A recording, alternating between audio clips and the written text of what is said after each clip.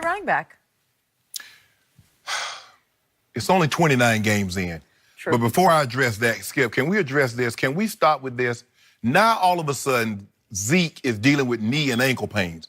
Zeke has yet to show up on the injury report. Not week one, because I made sure. Me and my trusted researcher, Steve, we went back. You got it.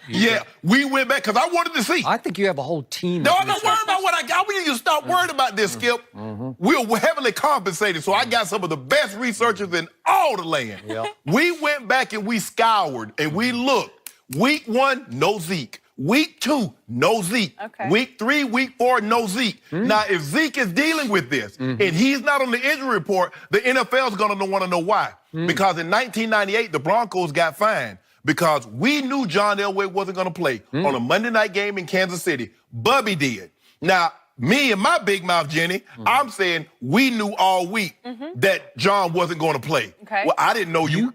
You got your team busted? I dry snitched, yes. Whoa. Cost us 15 grand. Wow. So Did the it come out of your check? Nah, it can't. Yeah, it come out my check. Wow. You were responsible.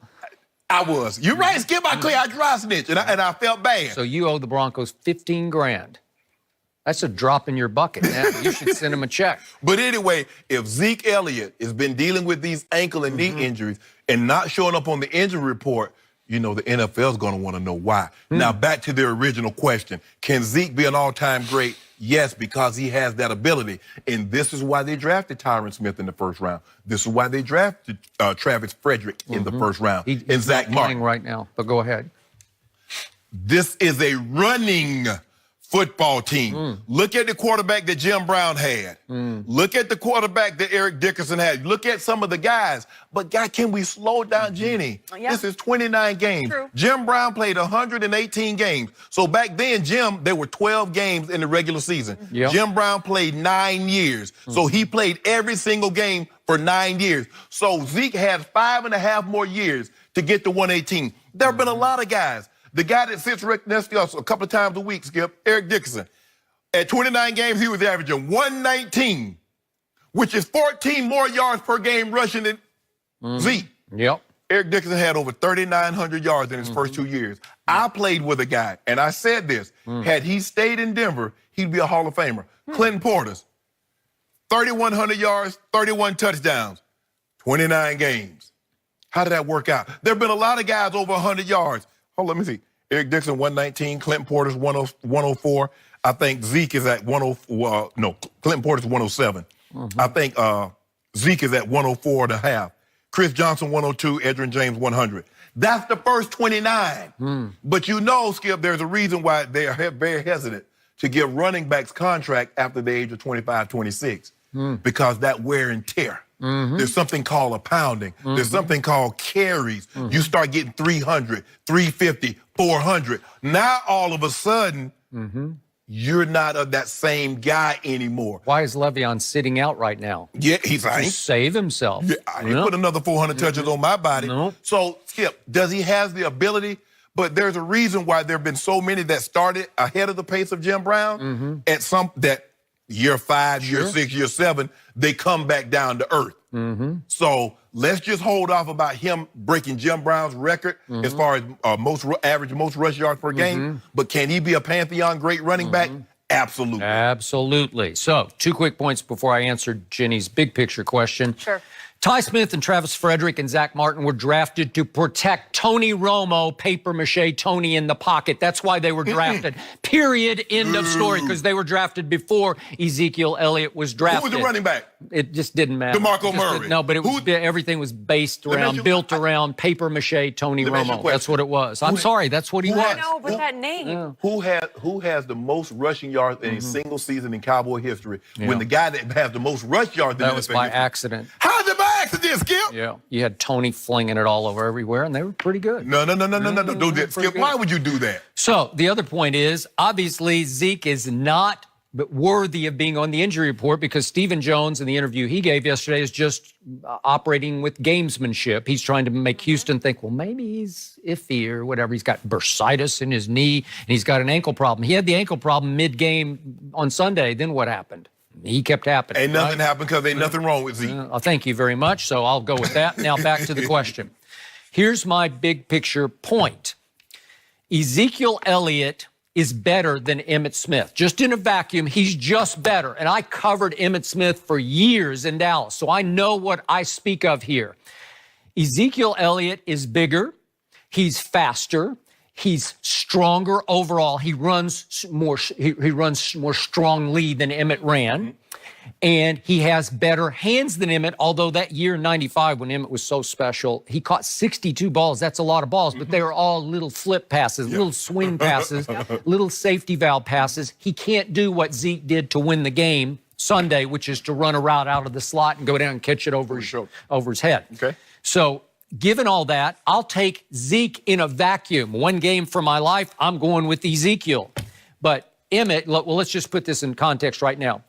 As we speak, Ezekiel Elliott is exactly this far behind Emmitt Smith's rushing total for his career, 15,316 yards. That's the margin between Emmitt Smith and Zeke. And if you just take that margin alone, that's the third highest rushing total in league history. So he would, from this point forward, have to have the third most rushing yards in the history of the NFL to catch and pass Emmitt Smith. Correct. That is a staggering amount of yards. Right. And why did that happen? Because I've told you before, Emmitt, built low to the ground at 5'9"-ish, had this incredible ability to make people miss in tight spaces. Oh, you weren't getting a clean shot on him. I've never seen anything like it before, but he just had that little knack, that survival, that little wiggle in the hole where nobody ever got the quote-unquote kill shot, the direct shot. You're absolutely and he never put himself in that precarious position where all of a sudden you get bent over, pretzeled, whatever. He was always ducking and darting behind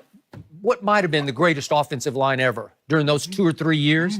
And he utilized it because he would duck and dart and be free of that offensive line and 8 yards into your secondary before you found him. Yep. And again, the reason he fell in the draft is because he ran 4.6 at the combine. Well, every combine I see guys, I see defensive linemen running 4.6, right? Yeah. But with the football under his arm, he was pretty hard to catch and really hard to hit and bring down. So he lasted. The durability and the longevity were staggering to me. No running back currently playing, Skip, is going to have 15 years with the amount of carries on his body that Emmitt had. You just can't do that. So his yards per game kept falling because he kept hanging on, and he went to Arizona for two years after a bad year in Dallas.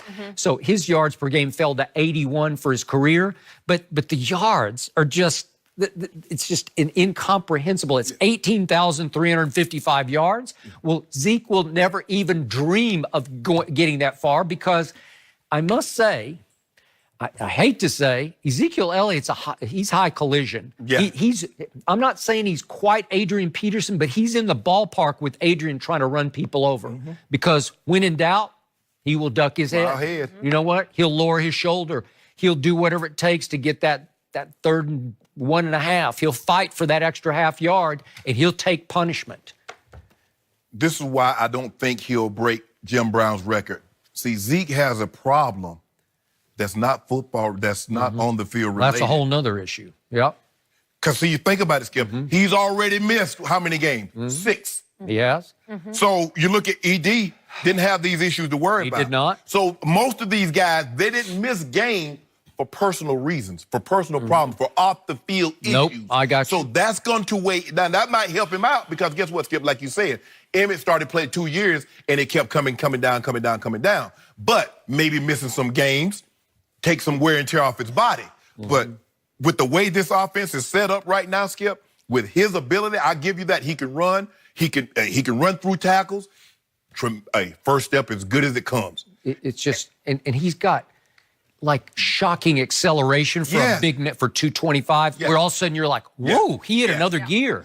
He's off to the races, right? And that offensive line, they maul people. And that's what Dallas did in the mid-90s, Skip. They leaned on you with Tuanay and Big Easy and all those, Nate Newton, Stepnoski, they were Kevin Gogan. I mean, they were loaded. They were loaded with offensive linemen, which is why I told you going into this year, I give Zeke a far better shot at breaking Eric Dickerson's single-season record, which is staggering in and of itself. It's 2,000. It'd take 2,106 yards to break it. Right.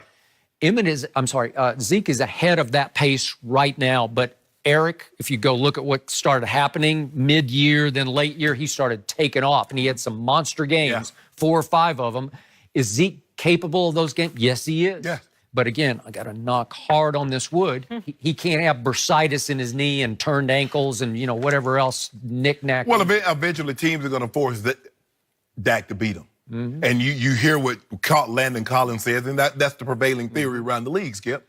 We got to find a way to shut that running game down because everything they do is predicated off that. If you look at during the season this year, forget the last 2 years. When Zeke was, they won 2 games. Look at when Zeke's running the football well, and Dak can play action off of that. That's how he got that big touchdown to Tavon Austin, second play of the game. You look at Sunday, his first game over 200 yards. That's because Zeke is grinding it out. So if I'm a team D coordinator, 2-1, you're not gonna be eating today, bro. Hope you had a belly full before you got to work, because you will do no eating. You know what today. I want to see? I want to see 4 eat with the football in his hands. I want to see 4 run the read option and pull it back out and keep it 6 or 7 times. I don't believe he can beat me running the ball. Yes, he can. I don't believe he can. He can gash you. He can get 10 yards a carry. Paper cuts. 6 or 7 carries, 60 or 70 yards, and all of a sudden you're saying, uh-oh. We can't crash the defensive end down on all Zeke those anymore. guys other than Zeke Elliott give you paper cuts. That 21 send you to the trauma center. So I'm not worried about Dak running. I'm not worried about Dak throwing the ball to Gallup and Hearns and all those other guys. I worry about first him. down, another first down, another first down, You see, and another first down. Like you said, you want to see this. I do. Now what's Dak move? What's Hearns move? You ain't want to see anything else. You just want to see this because you know what comes after that. Play action pass. I want to see 4. Social media. I did it. I did it because I was celebrating. I know you were celebrating. And you know what my caption was? I'm going to have somebody for breakfast. Oh, yes. tomorrow. But guess what? We all noticed. Somebody. But guess what, Skip? All that, it took a historic performance, Zeke's greatest performance as an NFL player. It took that and a last-second field goal to win by 2. I know. So what happens if he doesn't have that Matt kind of Stafford performance? is really good. Don't do that, Skip. Matt Stafford shredded Bill Belichick the game before. One game? Oh, really? One game? Yeah. One Okay, game. what? Your guy, the guy who gets 75% of the credit in New England, 75. got shredded, humiliated, and embarrassed by Matthew Stafford. And what did he do to Tannehill? Well, what does it matter? I'm just saying this. Well, what does that matter? He got shredded by Stafford. We had to deal with the hometown boy returns. Matt Stafford He comes wasn't back home. to Dallas. He wasn't home, though. Yeah, he wasn't. Now, if y'all had beat him in Detroit, because you remember what happened last time y'all went to Detroit, right? 339 happened, Calvin Johnson happened, and Matt Stafford, did y'all in. So I can see He's it. done us in a bunch of times. Yeah. He nearly did us in the other day. And now somebody going to do y'all in on Sunday night. Okay. I'm good. 2 cases of doing. Good. No, just one. Come on, Skip, you going to Solid one. No, I'm good. See, I see what you're doing here. I'm one not by doing one. anything. No, you try to make me go one by one. I gave you like 5 here, I'm 3 not there. gonna just give them all back, but I'm good Sunday night. No, you're not. I'm Really You hope think we you're get good. to that. All right, next up, when Josh Gordon signed with the Patriots 2 weeks ago, they apparently put his locker next to his new quarterback,